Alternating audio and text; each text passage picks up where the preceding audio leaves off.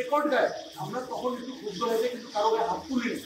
আমরা একজন ডক্টরকে সাথে করে নিয়ে general Asaduzzaman sir, brigadier general Asaduzzaman sir, যে পিএলসির মেইন কর্মকর্তা, আমি তার পদটা বলতে পারতেছি না, কিন্তু সে আমাদেরকে জানায় যে আমরা 24 ঘন্টার ভিতর একটা সুস্থ বিচার আপনাদেরকে, মানে দৃশ্যমান একটা বিচার আপনাদেরকে দিব।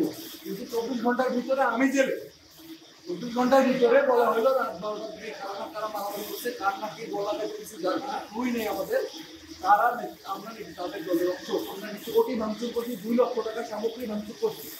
আমরা গেছি আমাদের বন্ধুর মৃত্যুর অপমৃত্যু কেন হইল তার জবাব দিতে। আমরা কেন অতি ভাঙচুর করি, আমরা কেন আরেক বিরুদ্ধে ডাকি। আমি কোনো রাজনৈতিক দলের সাথে যুক্ত ছিলাম না, আমার এমনি অতিথিতে ভোট দিবেন, আপনি সবাই আমাকে যারা চেনে তাদের কাছে ভোট দিবেন। আমি কোনো রাজনৈতিক দলের সাথে কখনো যুক্ত ছিলাম না। আমার বন্ধু দীপ্ত মারা গেল কেন তার জবাব আমাকে দিতে হবে। এখন 24 ঘন্টায় তারা সুস্থ বিচার দিতে চায় কেন এখন পর্যন্ত আমাকে জেলে আটকে রাখছে। সকাল 4টার দিকে আমাকে জেলে নিয়ে আসছে, বাস স্ট্যান্ড থেকে নামছে, আমি 1 নম্বরের গেটে, সেখান থেকে আমাকে নিয়ে আসছে, আমার বাবা মাকে জানছে, আমার মন দপ্তর করে আসছে।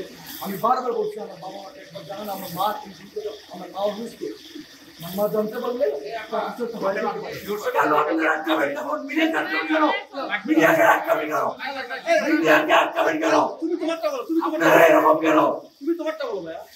আপনারা মিডিয়াকে আটকাচ্ছেন কেন? আমাদের হচ্ছে এই যে 1 নম্বরের গেট থেকে। আপনি বাসায় ছিলেন না বাইরে ছিলেন? না, আমি ঢাকা থেকে কেবল আসতেছিলাম, 3:45 মিনিট আমি বাসে করে আসছিলাম। এই যে রেল গেট থেকে ঢাকা থেকে বাসে আসছি, আলো বাসে আসছি।